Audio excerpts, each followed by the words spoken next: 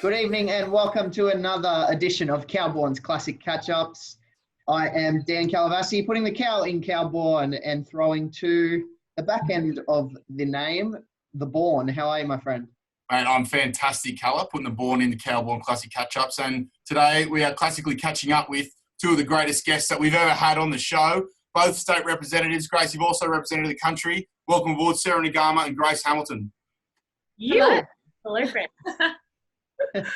Well, thanks for coming on, guys, and we'll kick it right off.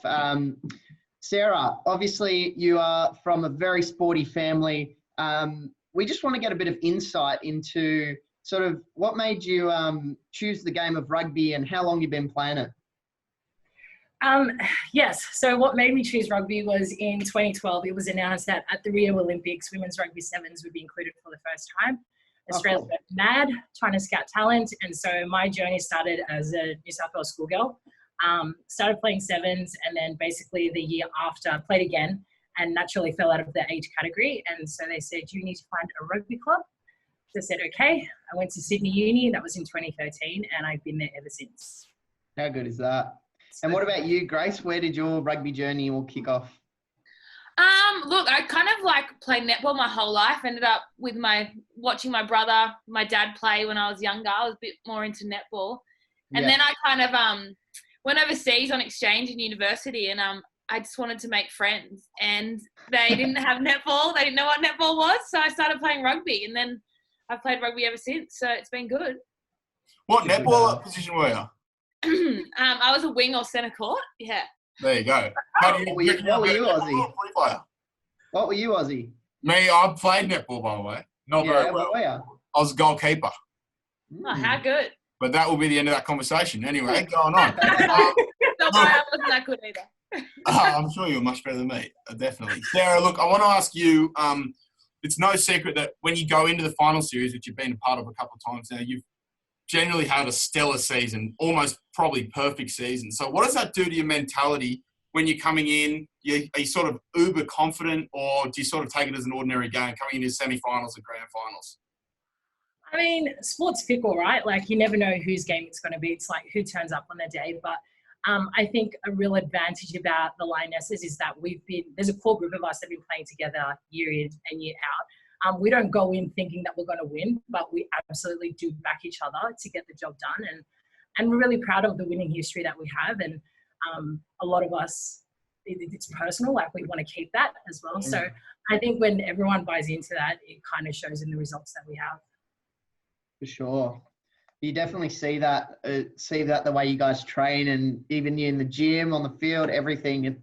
It's definitely noticeable. Now, apart from Sydney Uni, you guys have both obviously had some stellar careers to date, and you got plenty more left in you, I'd imagine.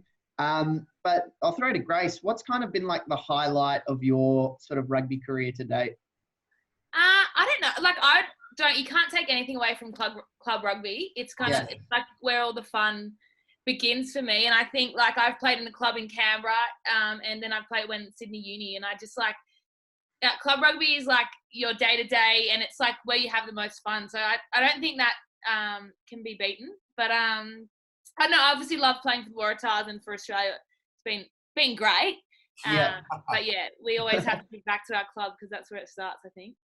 Yeah, right. Well, what's kind of like a really memorable win that you've had, or like even off field, anything? What's something that will always stick with you? The most recent one we had, just for the Waratahs, we played against Fiji, and that was probably one of the best times I've ever had in the Waratahs jersey.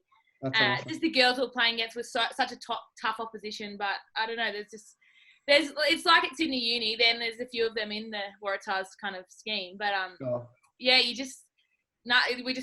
feel invincible when you're around those girls. So it's so much fun to play with them and play against great opposition. Yeah, for sure. And what about you, Sera? What's kind of a real highlight or moment that has stuck out in your career, even if it is at Clubland? There are so many things I love about club. One thing that that's off the field is I do love our club carry-ons. Have a lot of fun with them. We always tell them you have to bring a shovel, says. Yes, that's the saying. Every time we're going to say we're going to have a berry after the game, we say bring a shovel, and they say, why are you going to bring a shovel? Like, to have a bloody dig. Why else would you bring a shovel? Well said. Walked in that one. So I think, yeah, off the field, definitely, I guess I really enjoy the culture. And like rugby's so great for that, right? Like we had, like everyone always has a story or some fun memory. But I guess like on the fields, every time, what would be my favorite win? Maybe last year's grand final, I have to say, like it was really wet. Randwick Road, they're really young, but fast and gun side. And I just remember like there was a bit of chatter heading into that final. So at the end, it was wet. Everyone was gross, but like we gave it our all. We came away with the W, and like it was so good. Like I'll always remember that one. That was a great one. That's awesome. Unreal. Well, look, Sarah, unfortunately, you actually touched upon some of your off-field carry-on there, and we're a sophisticated program, and we've done our research. And look, we've realised both of you have been on several tours in your time, and we're just wondering, I'll start with you, Grace, and to you, Sarah. Do you have a favourite tour story? Or do you have a tour that's the most road? Take it away. I feel like we're like getting stitched up a little bit here. But No. tour We're story. in I don't suits. tour story. Yeah, you're in suits. You're good boys, hey. You haven't got your We're professionals. No professional colour.